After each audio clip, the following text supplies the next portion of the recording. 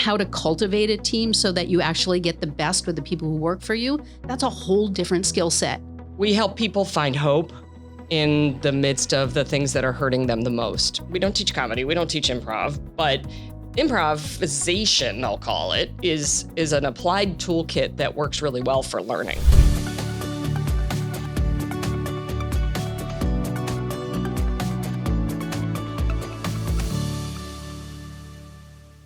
Welcome back to the BizCast. I'm Amanda Marlowe with CBIA, and today we are joined by the co-founders of the Boulder Company, Jenny Drescher and Ellen Feldman Ornato. Good morning, Amanda. Thank you guys so much for being here. We're excited to have you on. And, I know you guys are breaking into this space as well. So we're going to talk about your podcast shortly. But just tell us first, what is the Boulder Company? And how did you come up with the name?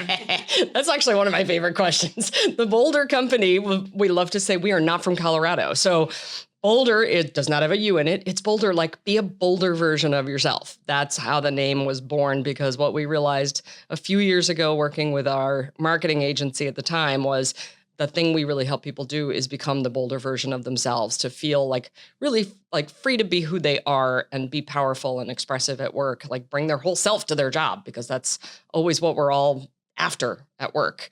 So sometimes bolder looks like, I'm a really quiet person, so I need to step up my game and speak more. But sometimes for those of us who might be the go on and on and on, that means bolder means back off, Jack, and make room for somebody else in the conversation.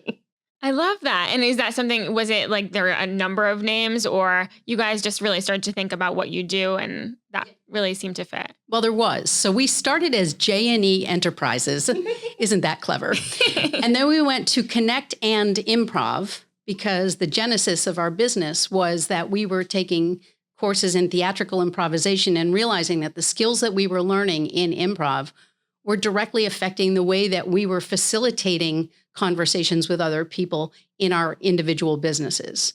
I owned a training and development company. Jenny had an executive coaching business, and we were taking these classes together. So it was Connect and, which was, we like to connect people together. The and is because in improv, you're always saying, say yes and move forward, right? Mm-hmm. And then improv was a nod to the fact that people were going to be experiencing something that was improvisational. So, and then we worked with a marketing agency, and they said, let's take the improv out and put the outcome in, which is how we got to Boulder. Jenny just described that well.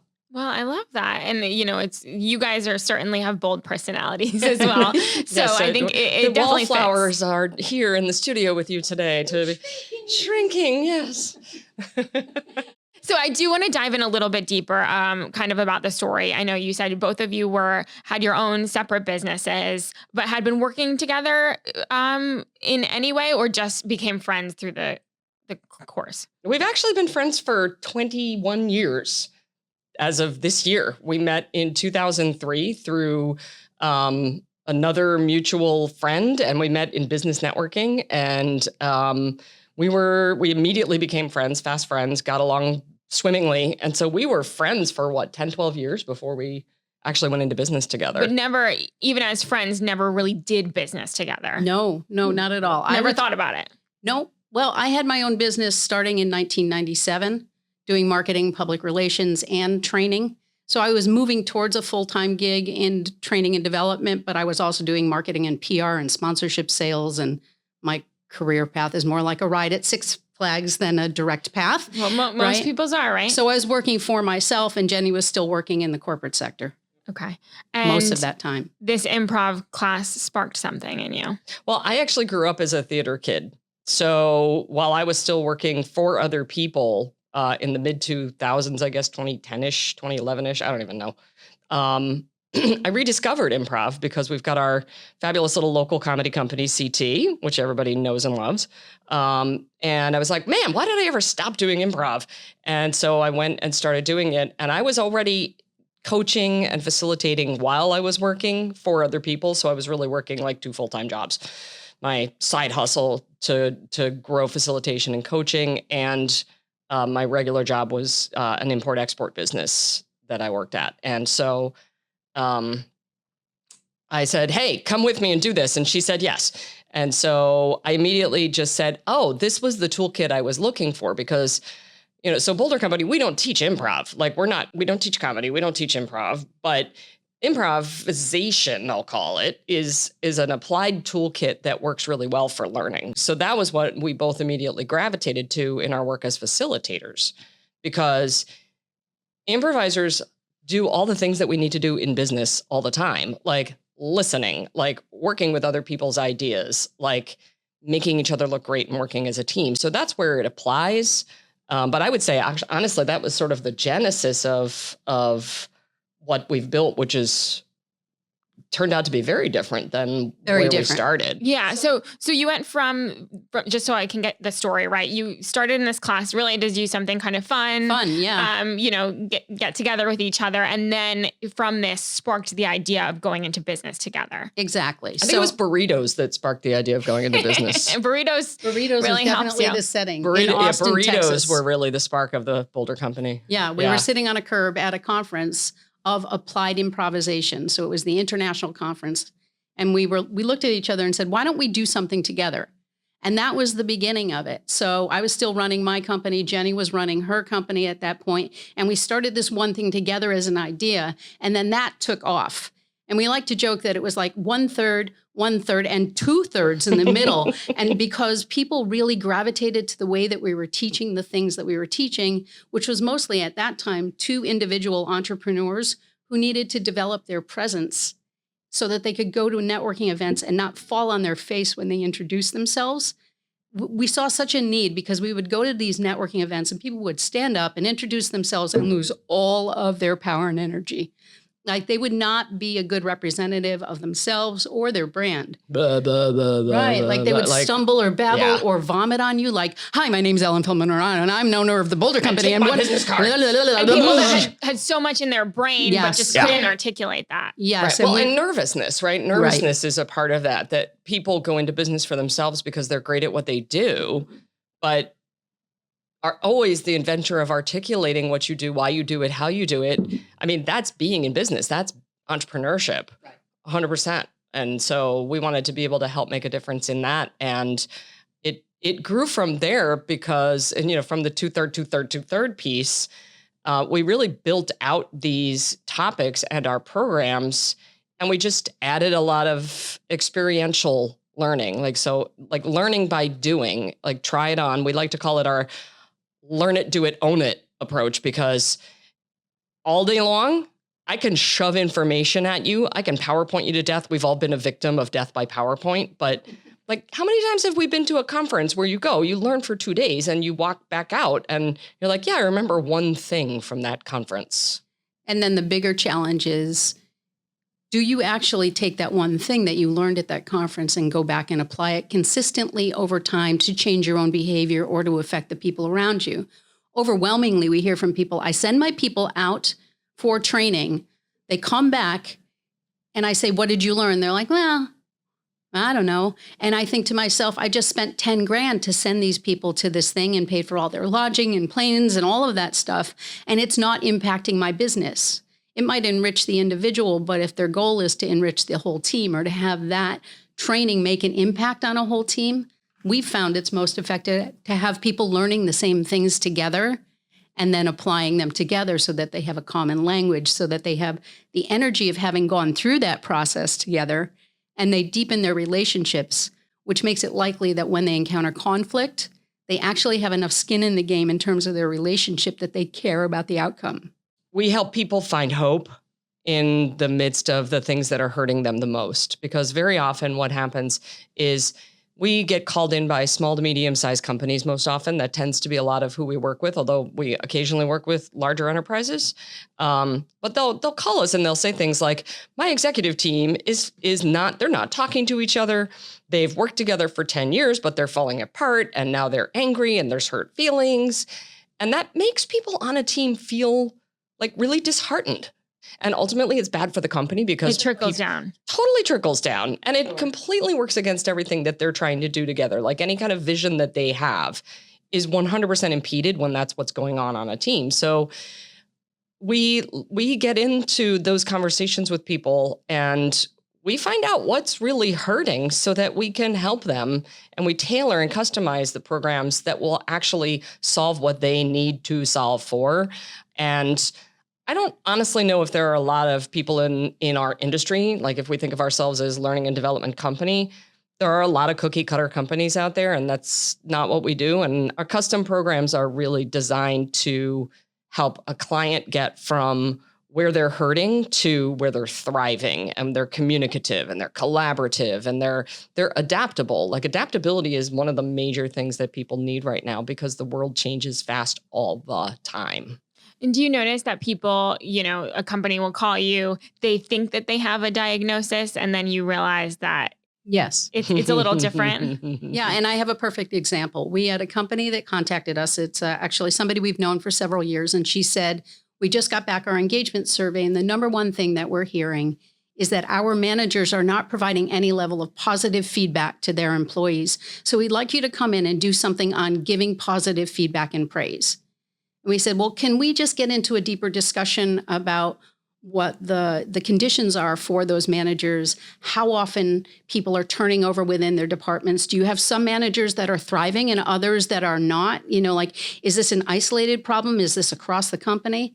And that ultimately wound up being a structured 6-month program in emotional intelligence for all of their managers. Because once people can notice their own emotions and manage those, they have more bandwidth to actually notice what others are doing well and to give praise, right? First, they had to acknowledge what they were doing well so that they give themselves praise and own their prowess, right? And then stand on that, like, I'm really good at this, and start noticing who was around them, who needed support and who needed praise, and not make it like something they had to do and were evaluated on, but something that actually came organically because they were more comfortable with who they were, and also that they were speaking up.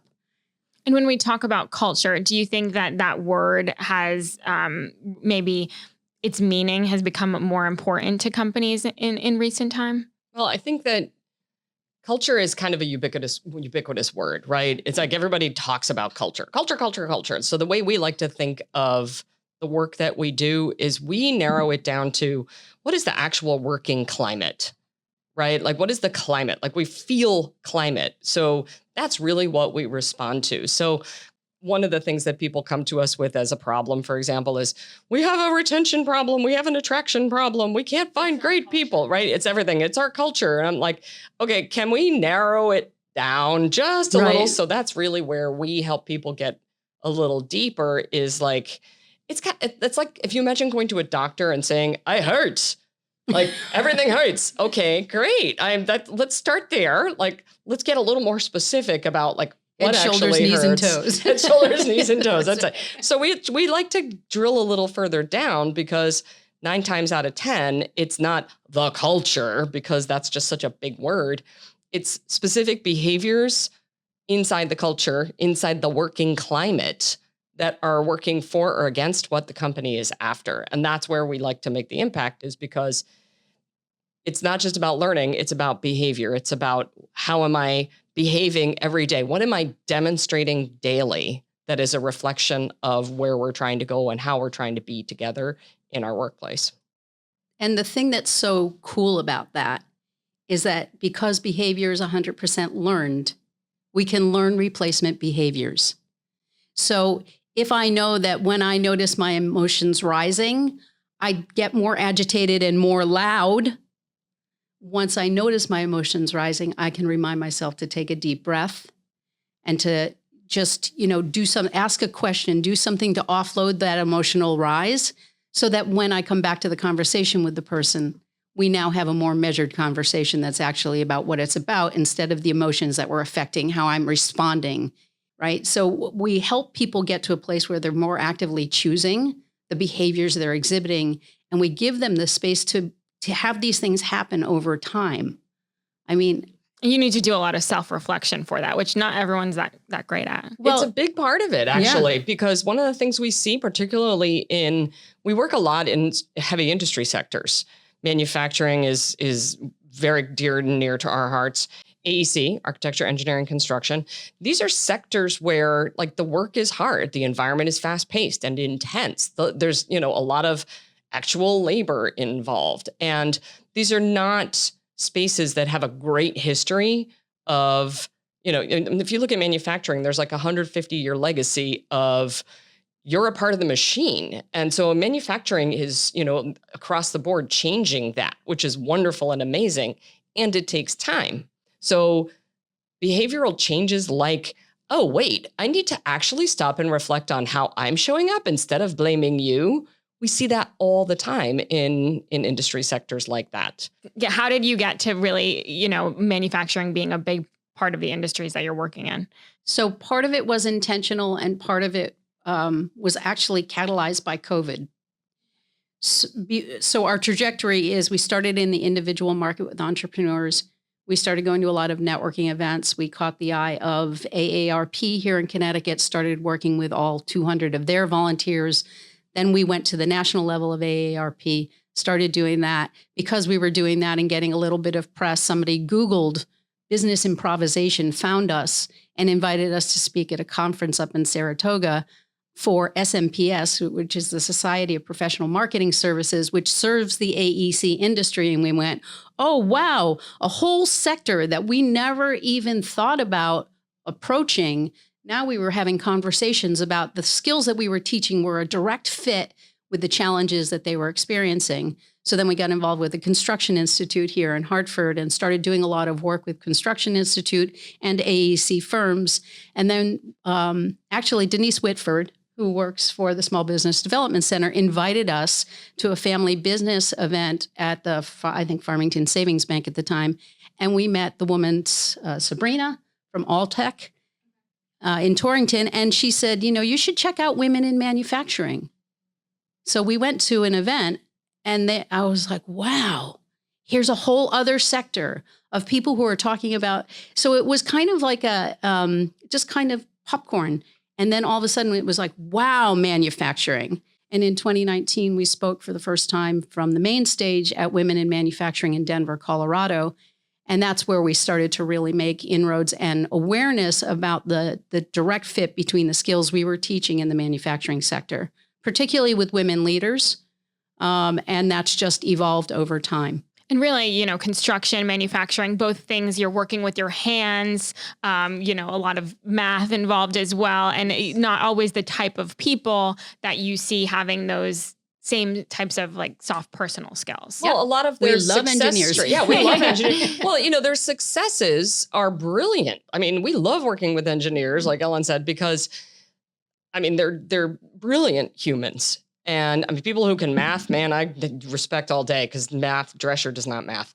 But but the success strategies for growing that kind of career are oriented towards technical excellence. You don't get rewarded as much or told as much that you should be working on the people skills, the leadership skills. It's also in manufacturing specifically, we notice there's very often like you're very good at doing a thing.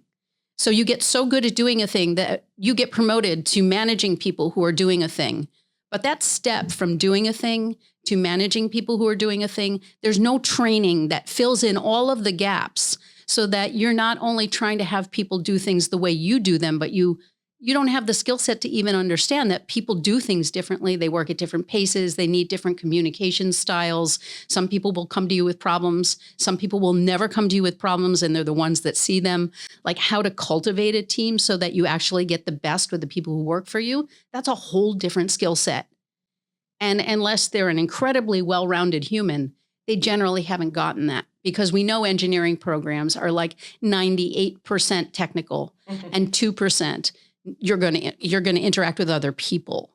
And people are hard to learn. And people are so complex. We are not alpha, beta. We are not A's and B's, ones and twos, all that. We are not predictable. We are not linear. Right. Humans. No, not linear, not predictable. So when we talk about, these types of trainings, kind of focusing on the human, the behaviors, are these kind of one and done? You go work with a company for maybe 6 weeks. Oh, hells no. Or do we continue? No, actually, so that we work in a few different ways. One, we do conference speaking, like you said.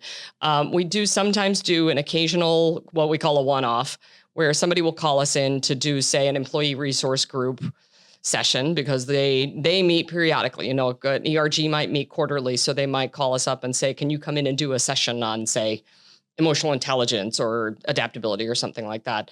But the difference we really like to make is in more of our, what we call our sprints or our long-term programs. So what we know from having done this work a while now, 10 years almost, is one and done, so to speak, they don't have impact, and we're really into impact. So if you really want impact certainty, you're not going to get that from a one-day thing. Like we were talking about, I walked out of that conference. One conference. One conference, right. One day is awareness. One day is awareness. We'll give you enough awareness, right? But the real magic happens if you work with people over time. So that often looks like it might be a short sprint, like 6 weeks. More often than not, it looks more like a 90-day thing or a custom program for around 6 months. And it's just more effective because people actually integrate and apply what they're learning. So we like to think that, here's an idea, put it into context in your world, right? So give it the idea or the main skill set or tool, whatever it is, then put it into context in your world, then run out and apply it. Because that's really how humans learn. That's how all of us do anything. We don't learn by shoving information into our skulls endlessly. And the other piece that Jenny just mentioned that I love is that in that context of learning with your team over time, when you come back in week 2 and say, oh, I messed that up entirely, you've now acknowledged in front of your peers that you messed something up and you realize you didn't die, right? People are so afraid of making mistakes that they don't take risks. Or even worse, they take the risk, they make the mistake, and then they try and hide the mistake that they made, which can have catastrophic impacts for a business if they're not owning their impacts, right? So that's a big piece of this is like when you learn with your team over time, we're celebrating each other's successes. We are acknowledging that sometimes we mess up and we didn't die, and we support each other forward. So I'm sure a big portion is kind of teaching the approach. And also having them be accountable for their outcomes. And having them realize that we talked one time about conflict, and I specifically remember this conversation where I said, you can be the bear or you can be the turtle who pulls your head in tight and doesn't interact with anyone else. And you think that's being kind, but you're really keeping all the information to yourself. And somebody was like, man, I'm a turtle. It's like, well, we're not asking you to be a bear. We're just asking you to come out of your shell a little bit more and to prioritize making your partners look good in meetings instead of protecting yourself so closely. Well, it seems like you guys have learned so much, just from studying different teams, working with different teams. I know recently you guys started really highlighting the stories of different team members at different levels. So with your own podcast to highlight women in manufacturing in Connecticut. And I do want to spend some time talking about that. So tell us a little bit about this new endeavor. So, probably a lot of folks are in this room and out in the listening landscape know Paul, the manufacturing chief czar of manufacturing for Connecticut, Paul Lavoie. And Paul's great. He's really doing a lot of special and important work in Connecticut. And he gathered a group of women in January and said, you know what? I want to hear about what is it like for women who are trying to work in manufacturing, because we've got an issue filling jobs in manufacturing in Connecticut. And this was a space that you guys had worked in. This is a space we had worked in, and the manufacturing in Connecticut, I think it's 30% is women, and there's this huge labor gap. So that we said, well, why don't we look more carefully at that? So coming out of this gathering of women, which is called the Elevate Her Initiative, he said, we need to do a podcast. How about we do a podcast to try and reach more women and show more women the opportunity that manufacturing offers, and also to support development of leaders and teams in manufacturing in Connecticut. So targeting women to be supportive. And so he turned around to Gail Tannenbaum of Gail Tannenbaum Communications. And we know Gail, and she tapped us. So that's how we ended up hosting the manufacturing shakeup. And it's a load of fun.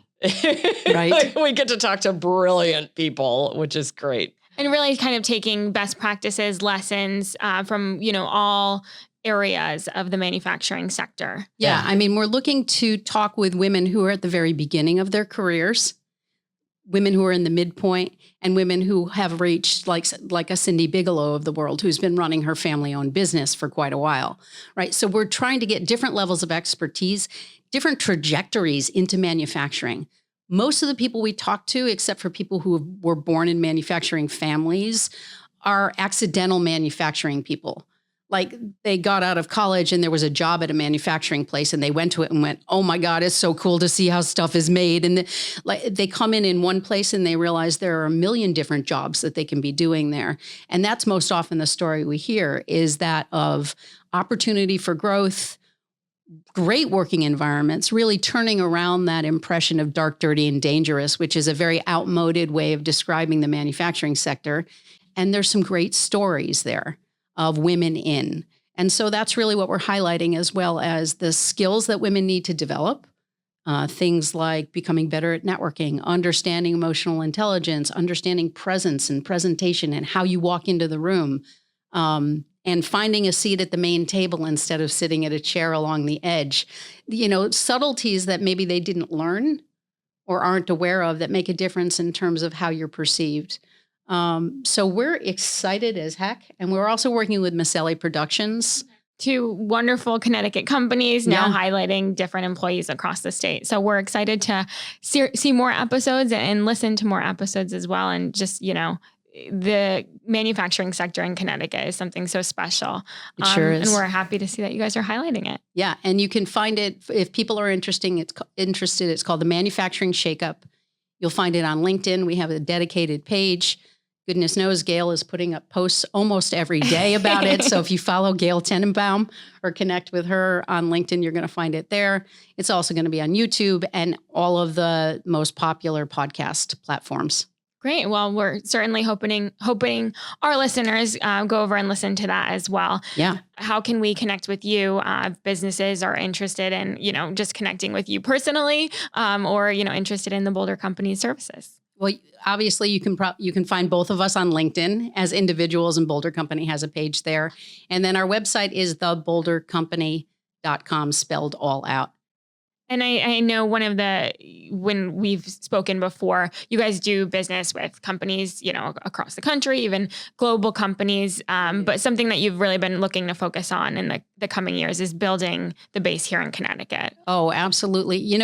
2 years ago, we finished out the year with our tongues hanging out of our mouths, travel weary. And we said, this is great. We've done a lot of work all over the country, and we would really love to refocus our work on doing more in Connecticut. So that was actually a goal for 2024. And look what happens when you put it out to the universe that you'd really like to be doing more business in your own state, right? Because now the podcast is happening and lots of other exciting things are coming down the pike. As we kind of close out our episode today, you guys have a wealth of knowledge. You've learned from many different people and seen so many different things. But I challenge you to kind of think of something, a lesson that you've learned over your career that you think has been most impactful maybe for you and that you could share with other leaders in the state. The big one for me has consistently been do your own work. I know it's trite because everyone's like, well, always keep learning. I'm not actually talking about always keep learning, which is kind of a cutesy surface message. For me, it's like, no, dig deep, get real about who you are, wrestle those demons to the ground if you need to. But we have an impact. Every single one of us, we walk the world and we have an effect on people. And we have a responsibility to really leverage our talents to the fullest and bring forward that we can use to have a positive impact upon the people around us. And so that means going within. And how have you been able to do that for yourself? Endless coaching and always just yes, the learning and development. But I mean, I do a lot of meditating and journaling and reflecting, and we have really great conversations together as a team about how are you learning and stretching today? We have those conversations together as a team all the time. Okay, here's where I was really challenged. And so I think that that's a part of leadership that doesn't get talked about enough. Okay. What about you, Ellen? So a while ago, I heard this phrase, be more interested than interesting. To me, that has everything to do with how you develop relationships over the course of your career. So I just had coffee last week with somebody that I met at DECD back in the early 90s. And we have kept in touch since the early 90s, and our career trajectories are entirely different, and now they're coming back together, right? So it's that build relationships with people because, excuse me, because you really want to have a relationship with that person, and then feed it over time. Stay in touch with people, stay connected, and build from there. Not because of in order to, like, I'm not going to develop a relationship with you, Amanda, because I want to get on the CBIA podcast.